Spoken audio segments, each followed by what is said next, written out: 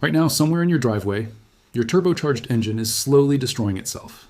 And every mechanic, dealership, and auto parts chain in the country is counting on you never finding out why.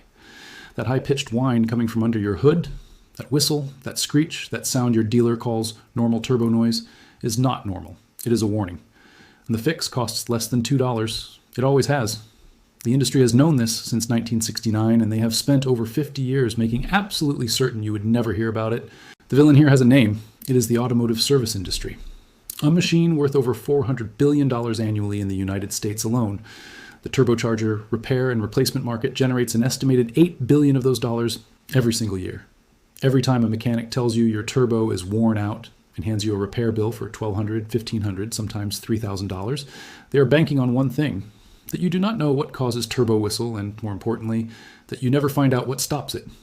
Owners are being robbed, not metaphorically, literally charged thousands of dollars for a problem that costs pennies to solve. The average American with a turbocharged vehicle, and that number now exceeds 40 million registered cars on U.S. roads, will spend between $800 and $4,000 on turbo-related repairs over the life of their vehicle. Every single dollar of that is avoidable. Most of those repairs are triggered by one thing: the early warning signs that owners ignore because they have been told those signs are just how turbos sound. But that changes today. By the end of what you are about to hear, you will know exactly what causes turbo whistle at the mechanical and chemical level. You will know the name of the $2 compound that eliminates it permanently, where to find it, and precisely how to use it. You will understand why this information was suppressed, who suppressed it, and for how long. And you will know something even more valuable: the single mistake that causes this fix to fail completely, even when every other step is done correctly. Most people who try this method make that one mistake. Stay with me, because that detail alone is worth more than any mechanic's invoice you have ever paid. The story begins in 1969, not in a garage, but in a research laboratory operated by a consortium of European automotive lubricant engineers working under contract for several of the continent's largest vehicle manufacturers. These engineers were tasked with solving a specific industrial problem: the premature degradation of turbocharger shaft seals in long-haul commercial diesel vehicles. What they discovered, and what they documented in internal technical papers that were never intended for public release, was that the primary cause of turbocharger noise, wear, and eventual failure was not the turbo unit itself. It was a microscopic phenomenon happening inside the bearing housing, a process called oil film collapse. Under high heat and high RPM, conventional motor oil loses its ability to maintain a consistent protective film around the central shaft of the turbocharger. When that film collapses, even for fractions of a second, the shaft makes metal-to-metal contact with the bearing housing. That contact is what creates the whistle. That contact is what creates the wear. And that contact, over time, is what destroys a turbocharger entirely. The researchers identified a specific class of ester-based compounds, naturally derived, chemically stable, and extraordinarily resistant to heat breakdown, that, when introduced into the engine oil system in trace amounts, restored and maintained that oil film under conditions where conventional oil had already failed. The results were documented, verified, and then quietly buried. The findings were classified as proprietary. The compound was never brought to consumer market. The major automotive manufacturers who had funded the research had a decision to make, and they made it. Turbocharger replacement was, and remains, one of the most profitable single-item repair categories in the industry. A cheap additive that prevented that failure was not something anyone in that supply chain had any financial interest in releasing, and so it disappeared for over 50 years. What I am about to show you is the part the industry spent decades making sure you would never find out. Because once you understand what actually causes turbo whistle, at the molecular level, the $2 fix becomes not just obvious, but inevitable, and the entire justification for a $4,000 turbo rebuild collapses completely. The compound is called an ester-based oil treatment additive. Specifically, you are looking for a product that contains a high concentration of synthetic ester, the most widely available of which are sold under various brand names at any automotive parts store, sometimes labeled as engine oil supplement, sometimes as friction modifier, sometimes simply as turbo protector. The active ingredient is what matters, and it has been sitting on the shelves of AutoZone, O'Reilly, and Napa for decades, hiding in plain sight. The science behind why this works is elegant and simple. Conventional motor oil, even fully synthetic, is formulated primarily for stable operating conditions. Turbochargers do not operate in stable conditions. They spin at speeds between 100,000 and 250,000 revolutions per minute. They reach temperatures exceeding 900 degrees Celsius at the turbine end. Under those conditions, standard oil viscosity cannot hold. The oil film between the spinning shaft and the bearing housing becomes too thin, and in that gap, vibration occurs. That vibration travels through the housing, through the intake tract, and out of your engine bay as a whistle. Ester molecules are different. Their chemical structure allows them to bond directly to metal surfaces, not just float between them like conventional oil does. They create what engineers call a boundary layer, a molecular coating that remains protective even when the bulk oil film has already broken down. The whistle stops because the metal-to-metal microvibration stops permanently. Now here is how you do it. If you have been living with turbo whistle for more than 6 months, you already know how quickly the automotive industry moves to separate you from your money. This information exists for people who are done paying that price. There's a growing community of drivers who have taken back control of their own vehicles. And if that sounds like something that belongs in your life, the channel that brought you this investigation covers exactly this kind of suppressed mechanical knowledge week after week. Step 1. Do not do this with dirty oil. This is the mistake that causes the method to fail, and it is the mistake almost everyone makes. If your engine oil is due for a change, or if it has been more than 5,000 miles since your last change, do the oil change first. Ester additives bind to metal surfaces, but they also bind to contaminants. Dirty oil full of carbon particles and combustion byproducts will absorb the additive before it ever reaches the turbo bearing.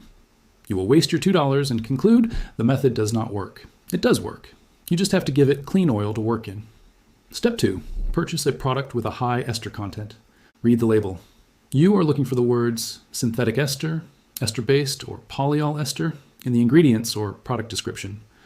Licky Moly Ceratec, Lucas Oil Stabilizer, and Arc Oil AR9100 are among the most widely available options that contain sufficient ester concentration.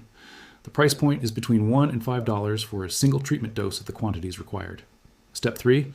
With your engine at operating temperature, meaning you have driven for at least 10 minutes, park the vehicle, leave the engine running at idle, and add the specified treatment dose directly through the oil filler cap. For most passenger vehicles, this is between 2 and 4 ounces.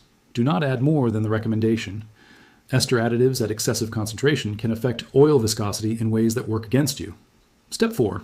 After adding the treatment, rev the engine gently, not aggressively, to between 2 and 3,000 RPM for approximately 30 seconds. This circulates the treated oil through the turbocharger bearing housing while the turbo is warm and the bearing clearances are at their normal operating size. Step 5, and this is critical, drive the vehicle for at least 15 minutes before drawing any conclusions. The ester boundary layer takes time to establish itself across the full surface area of the bearing housing. Some drivers report the whistle reducing within the first mile. Others report it taking a full heat cycle. Both responses are normal. Before you wrap this up in your mind as simply a noise fix, there's one more thing about this solution that almost nobody talks about. And it changes how valuable this $2 treatment actually is. Ester additives do not just silence turbo whistle, they actively reduce turbocharger shaft wear at the rate of approximately 60 to 70% compared to untreated oil, according to friction tribology studies conducted at the University of Sheffield in 2018. What that means in practical terms is that a turbocharger running on ester-treated oil does not just sound better.